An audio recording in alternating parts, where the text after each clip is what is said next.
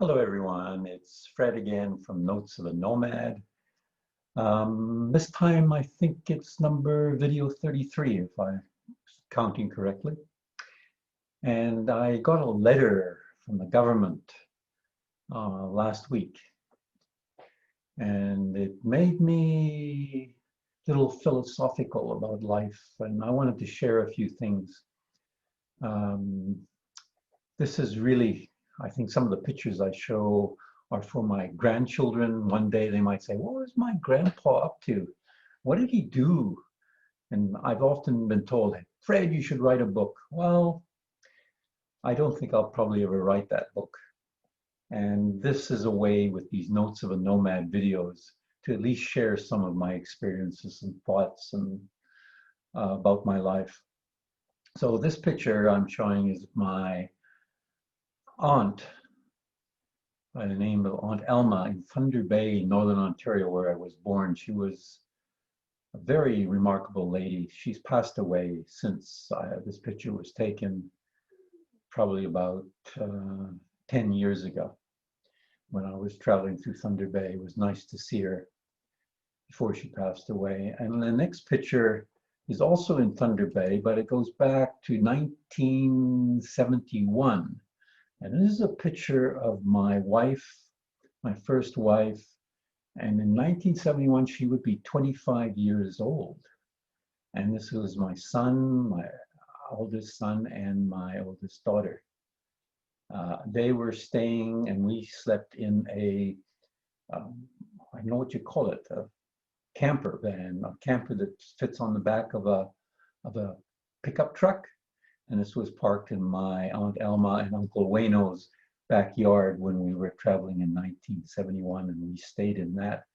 Another picture of my first wife and the two children. If I can just change this. Again, she had a nice smile on her face. And as I said, looking young. Didn't realize how young we were in those days.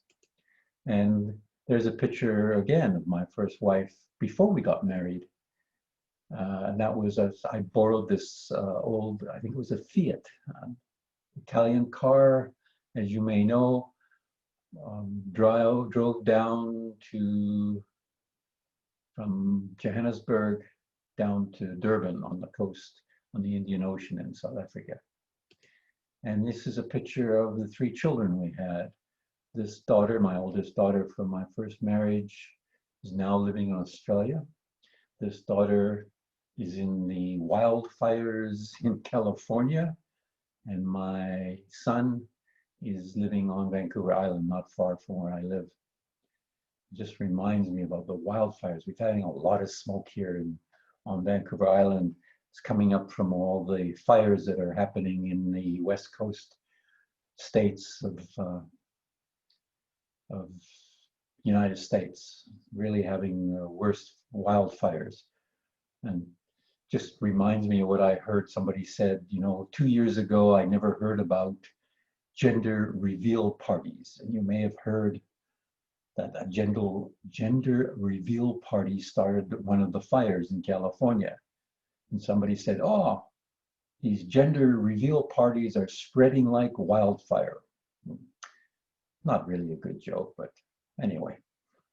So it just made me a little philosophical, getting back to that letter that I was talking about earlier. I received this interesting letter that made me think about my life a little bit, because it was addressed from Service Canada to the estate of Mr. Frederick E. Jones.